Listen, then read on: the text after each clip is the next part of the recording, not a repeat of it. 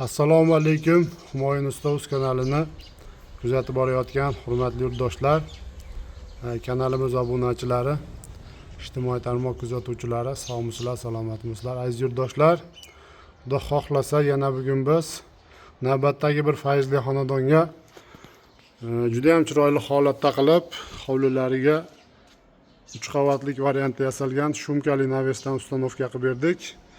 Xonadon egalari musofir yurtda yurishib o'zlari bizni kanalimizni ko'rishib, muntazam ravishda kuzatishib, albatta bizga aloqaga chiqishib, naveslar katalogimizdan o'zlariga yoqqan fasondagi navesni zakaz qilishganda, Xudo xohlasa mana joylariga bitkazib olib kelib, chiroyli qilib ustanovkalarini qilib berdik. Bir qator o'rnatgan navesimiz bo'yicha ma'lumot berib o'tamiz.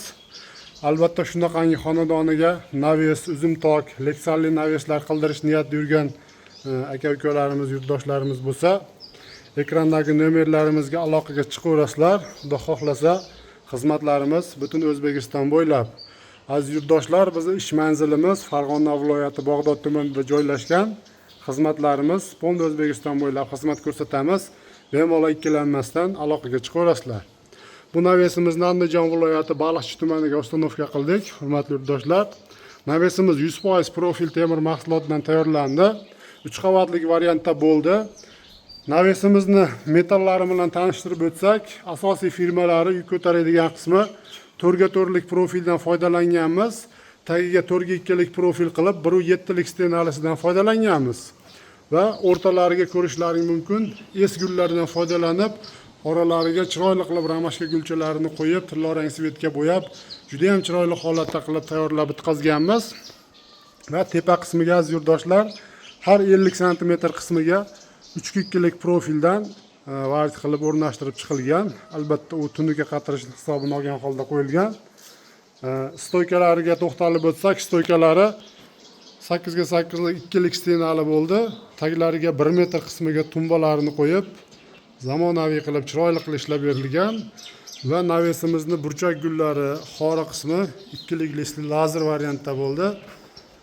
Aziz yurtdoshlar, bu navesimizni birinchi sloyi bir tomon oq kraskalangan DF fanerdan foydalanilgan.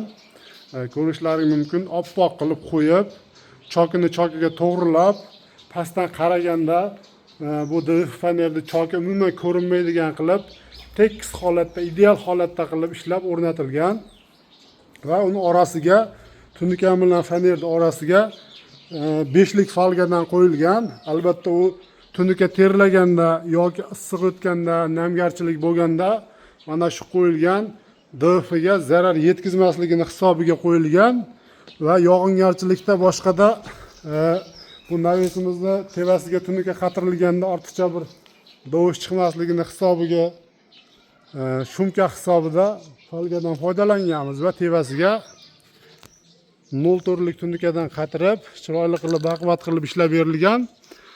Navesimizni aziz yurtdoshlar, общий summasi 1 kvadrat metri 360 ming so'mdan dostavka, ustanovka materiallari hamma yo'q ichida yasab bitkazib olib kelib ustanovkasini qilib berdik. Общий summasi navesimiz 32 million so'mga bitdi. Albatta shunaqangi xizmatlar kerak bo'lsa, bemalol ekrandagi nomerlarimizga aloqaga chiqaverasizlar. Xudo xohlasa xizmatlarimiz butun O'zbekiston bo'ylab.